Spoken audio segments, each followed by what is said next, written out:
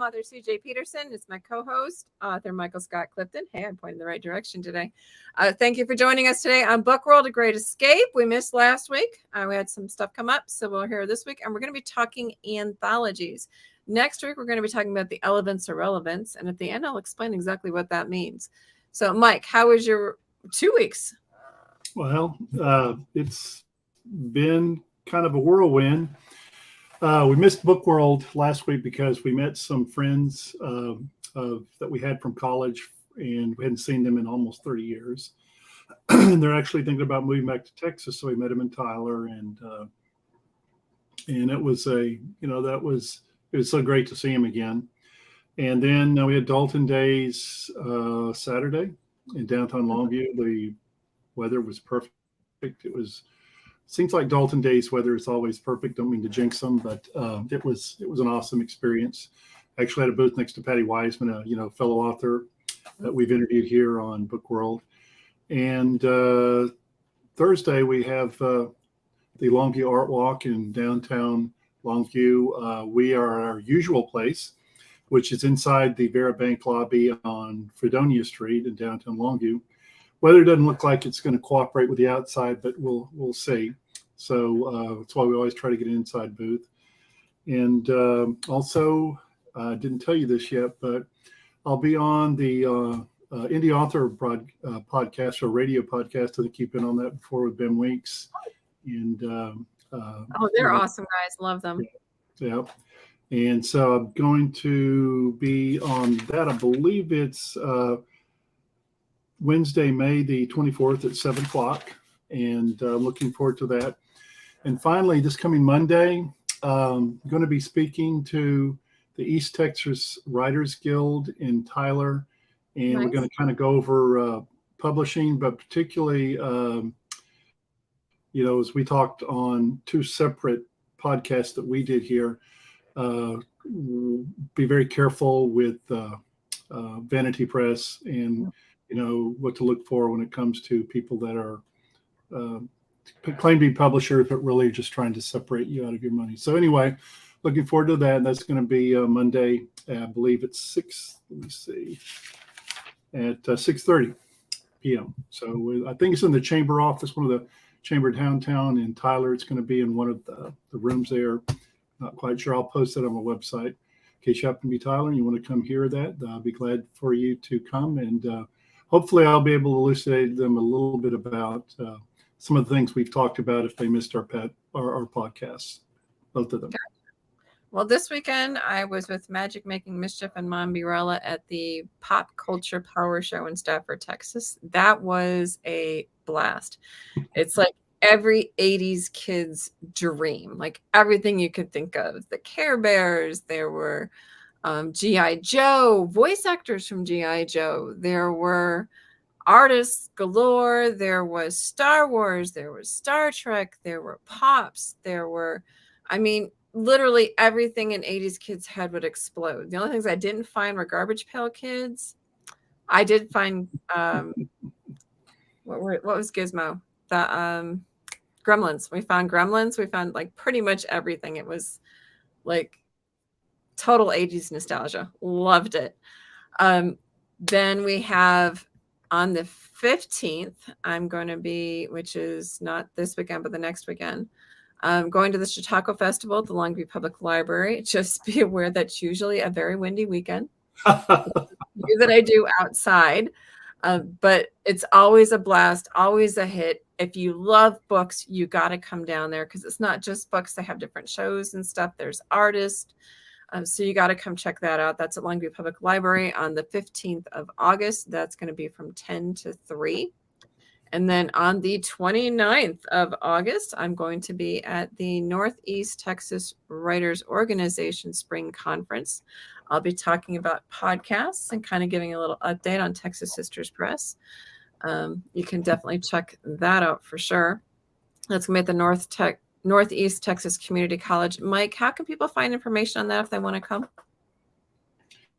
Well, they can go to the Netwo website, which you can just Google it. I believe it's www.netwo.org, and it'll have all of the information on there. So, and all the information. And just now that you mentioned NetWo, if I can put a plug in here, Definitely.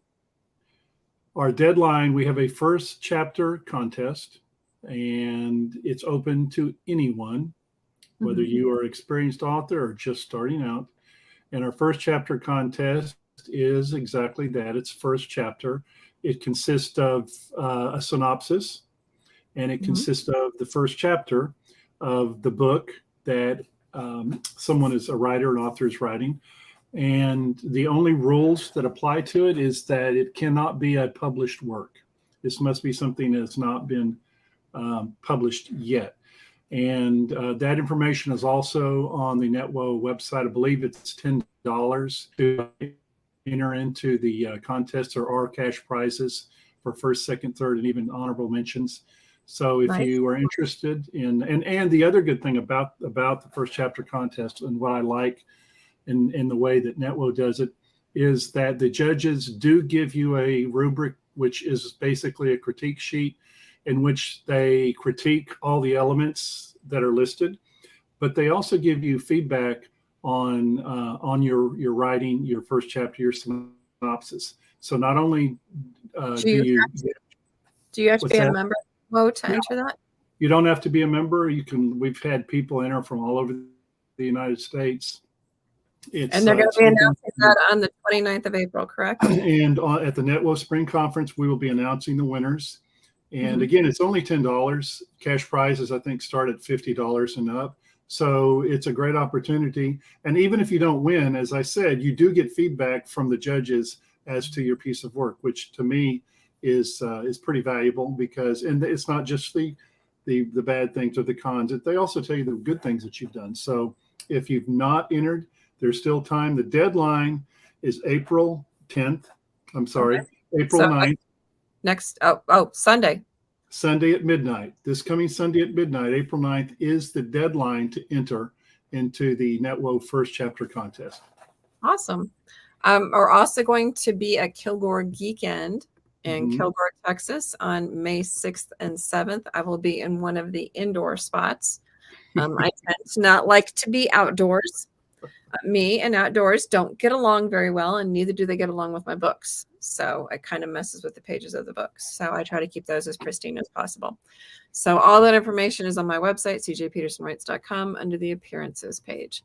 So now I know we're a little further into the podcast than normal, but we've had a lot we had to announce. We're going to be talking anthologies today. So Mike, when it comes to an anthology, what's the first thing that comes to your mind? Short stories, collection of short stories. And so collection of short stories. And if you've been writing for any length of time, I think a lot of authors have been part of a collaboration of short stories. I know you have, CJ, with Texas authors, as I have, and also Beyond the Sea, the underground authors. They're what I liked about the way the underground authors did it is that and you could probably elaborate on this a little bit more, but we had the theme. Yep. Had the theme, the boat. If you can see the picture, go ahead. You see the picture of the boat. Okay. That was what the authors were given. This must have some mention of the boat and the scene there. And so basically your theme was taken from that picture. You could write about anything you wanted to, but it had to be centered around or include that beach scene with the boat. So it was fun. Traditionally, anthologies have some sort of theme base to them, whether it's a series anthology, whether it's your own set of anthology or short stories, whether it's an anthology like the group with the underground authors. Like we said, these were short stories, and all we had to have was had to mention the boat. And so the beauty of something like the Beyond the Sea with the underground authors is that you have such an eclectic mix of authors and genres that the perspectives of each of them, because I've actually read all of the stories, they're very unique, and they're definitely shine a light on the authors and their style. And that's the beauty of it. And I read each one because I made an individual cover for each one. So inside on these, there's an individual cover for each one of the things. For example, mine is Making Waves. And so each one has an individual cover to it. Yours, trying to find it. That's, who's this? C.W. Hawes, you're before Hawes. Is yours Reggie? Yeah. Yours is this one. Yep. Reggie, yeah. So I like the way that was done, where you had like pick, you know, some sort of a story that had to do that, and each one has a different genre to it. You know, they don't always do that. Sometimes it's actually per the genre itself. For example, for Texas Sisters Press, our holiday anthologies, what we do is it has to be family friendly, holiday themed. So what I do with these is, again, it's the same thing as the underground authors. You have different authors of different genres that put together their stories. Sometimes you will have them per the genre. I've seen one where they're specifically targeting like the Old West and that particular time frame. Sometimes it's the Old West and holidays. Sometimes, you know, it just depends on how they want to do it. The underground authors is currently doing a anthology series where each author's writing an actual book, and the central theme is this town called Magnolia Bluff. And, you know, there's a central little nugget that goes with each of them where everybody always dies on this specific date in May. I think it's like May 21st or something like that. But again, each author's bringing in a different genre.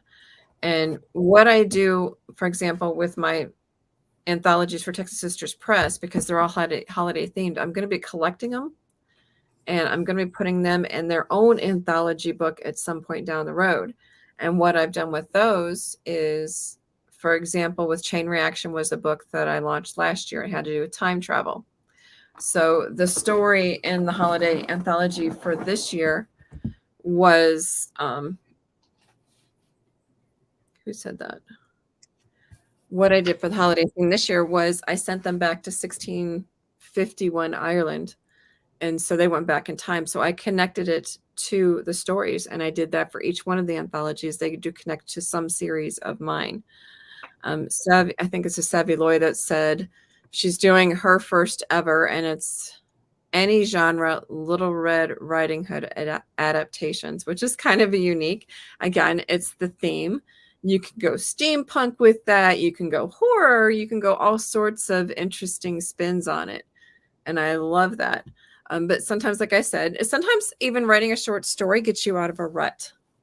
You know, if you're in a rut or you're stuck, you know, write a short story. A short story is literally like 3,500 to 7,500 words. And so, you know, it challenges you to put an entire story line into a shorter version, but it gets those creative juices flowing because you have to say more with less. I think, you know, which of course anthologies are short stories, but they can, as you've already pointed out, they can, unless there's a common theme. For example, with I think the other anthologies or short stories both you and I have written, they had them by genre. In other words, historical fiction short story, cozy mystery short story, you know, science fiction short story. And they had specific categories, you know, but I do like the anthologies like the ones that you've described and Beyond the Sea, because while you have a central object, theme, picture, your imagination can take you wherever you want to go, make whatever story you want to make out of it. It doesn't have to follow some certain parameter other than, you know, a location or image. But short stories, I personally don't like to write short stories. I have written a number. I've won awards for short stories, but I'm not a fan of short stories. However, from a writer's standpoint, particularly if you are just getting into writing, or even if you've been a writer for a long time, short stories force you to be a better writer, because what you're doing is you're actually telling a story in a much smaller context in terms of the number of pages and the word count, and it forces the author to get to parse their words, but at the same time get more bang for their buck, so to speak, on the words that they do use. It makes you a more efficient author. I think it makes your writing better, and it's good to jump into short stories and do anthologies from time to time, because I do think it helps to sharpen your skills as a writer. Well, and the beauty of short stories is if you're doing a compilation, for example, this, or what Savvy Loy is doing, what she mentioned with the Red Riding Hood. The beauty of it is you have several different authors that are in it. Usually between 5 and 10, or 5 and 12, usually maxed. And with that, each author is promoting that particular book. So you're getting a lot of cross promotional opportunities. That's the brilliance of something like that, or of like the series anthology, is each one of the authors is sending that out to their network as well. So you're getting exposure between not just your network, but everybody else's network. And so that brings in, a brilliant advertising opportunity. I was looking at, because anthologies can cover a wider area than just a compilation of short stories around a central theme or in certain genre categories. A very famous anthology that is, I think it's on Netflix now, is it Amazon Prime, is The Witcher by it's hard to pronounce, Andrzej Sapkowski. Yep. And actually, The Witcher is a anthology. It is a series of stories which range in size. I would call them novellas to short. They range from short story to novella, and they're really and if you've never read The Witcher, it will kind of, if all you saw was the Netflix series, you would be quite surprised to know that there are very few novels concerning that. The Witcher, they're novellas or short stories, compilations. And in fact, some of the books that I've read, actually, CJ, they are exactly what you have described on the compilation. That's what they are. They're a compilation of these novellas and short stories. So an author can actually write an anthology. And I know it doesn't necessarily, it can be a science fiction themed anthology. It can be a fantasy. It can be historical fiction. And it can be a series of stories that you sell that don't necessarily follow, the path that you normally would of a 50,000 and upward manuscript. So I thought that was pretty interesting about The Witcher. Well, it's almost like those Reader's Digest books that we used to get back in the 80s and 90s, where it's like, where they don't match. They're just there. But I like the idea of what you're talking about with The Witcher, because you can have a central character with a bunch of little stories, and it's almost like writing your own TV series. I mean, so it apparently it sells. I mean, it's nice because you could take them in short bites. In this ADD society, that's actually brilliant. So that gives me a lot of good ideas. My author brain is currently working on. As soon as I take these ideas that we come up with and just run with them, if you have, like you're saying, if you already have an established character, and you already have kind of an established world or environment, why not use it that way? There's no reason not to, right? You don't necessarily have to write a novel. Sometimes people put like these little 99-cent novellas out. Well, shoot, make it an anthology. I mean, you might not get as much because sometimes those are like 99 cents a piece, and you can get the anthology for like $2.99, but you're still getting the word out and you're still getting it out. And it's kind of brilliant because basically if someone's not like a heavy reader, they can read like a story a night. And they've gotten the very beginning, middle, and end of an entire story in literally one sitting. Well, it's a good point there, because the society we live in nowadays is very fast moving, very fast paced. And especially among younger people, who are more familiar with acronyms than they are the full word. And and I've heard this before at book events and stuff like that. Well, I just don't have time. A lot of Mhm. times people who don't read books, who alternately listen to audiobooks, that's the reason they give. I just don't have time to read, a full novel, but short stories, anthologies such as, Beyond the Sea or your Christmas anthologies, you can read those in short bites and not have to spend an inordinate amount of time reading them. So, that's actually it's Yeah, probably a niche market there that's not been exploited. that's why I said the author brain in me is going.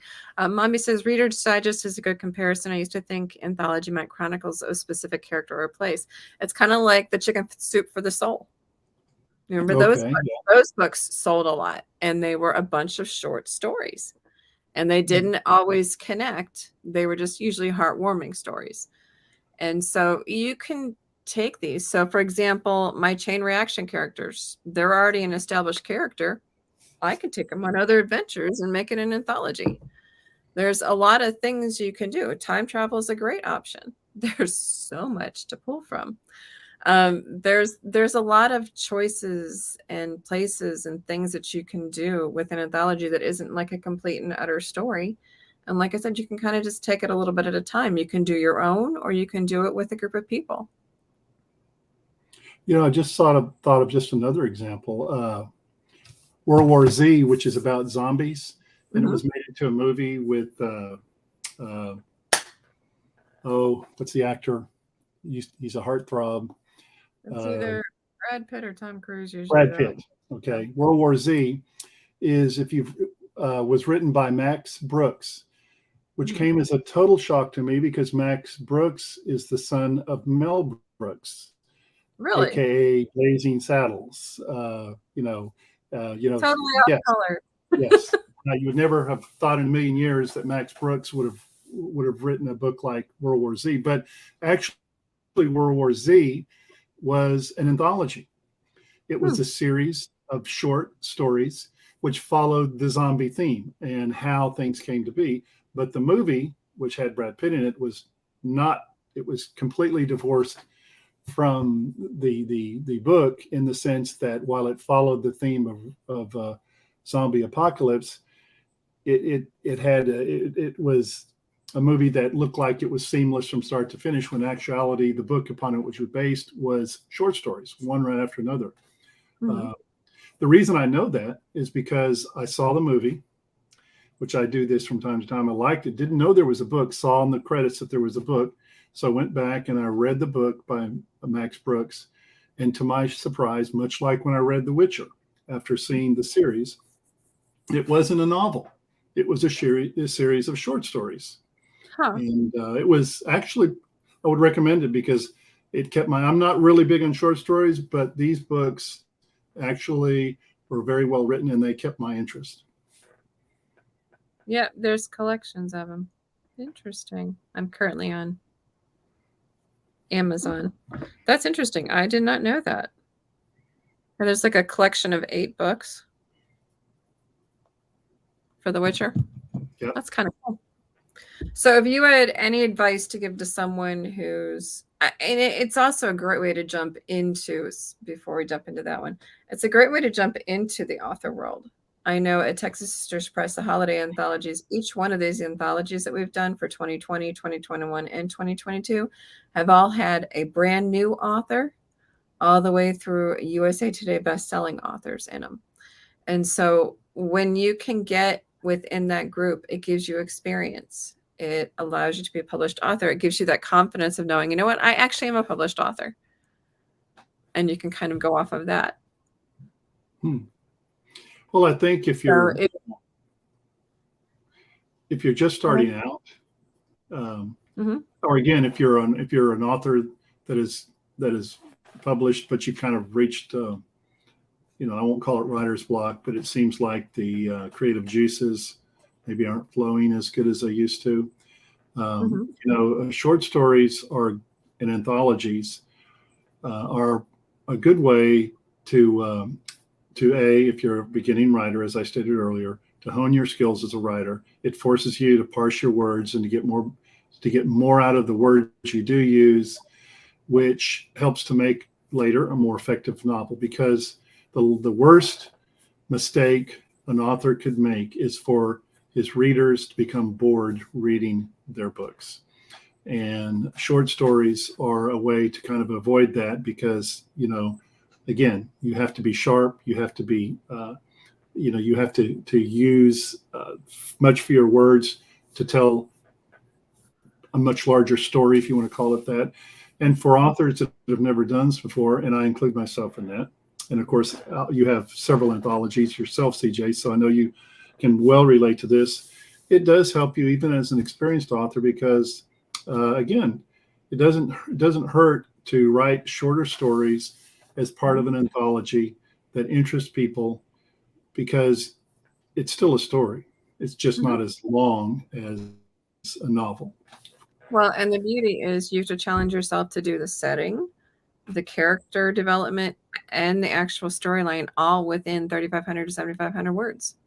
So when you take some of those stories, for example, The Tested by Fire that's coming out this year, that story, there's a short story that's connected to that in the 2020 anthology for Texas Sisters Press, the holiday anthology. And so I started with this little short story, and it's now going to be a book, a couple years later. So it can help you develop those characters, give a little backstory enough that you can bounce it forward. Okay. For So my 2021, I used one of the characters from the Sands of Time trilogy, Ben, and how he got his adopted sister. And she actually is mentioned in the trilogy. So it can help you set up for a down the road book too. Yeah, my light bulb just went on. I was and listening to what you're saying and you're exactly right, CJ. A short story can be the launch pad for a book, Or as series. you were saying, a series. Uh, Mhm. you know the characters, you know the setting, but a short story can actually set the foundation for a later book or series. Mhm. And in fact, there's a lot of examples out there of that happening. And I don't know why it just like I said, the light bulb just came on, but I've had you've written books and are fixing to have future books based on that. I've got one in mind myself, and it never dawned on me until we started talking about it right now that that is another huge advantage of writing a short story. It gives you the idea and the foundation for a later book or series. Very good. Yeah. I'm Well, and glad the you mentioned that.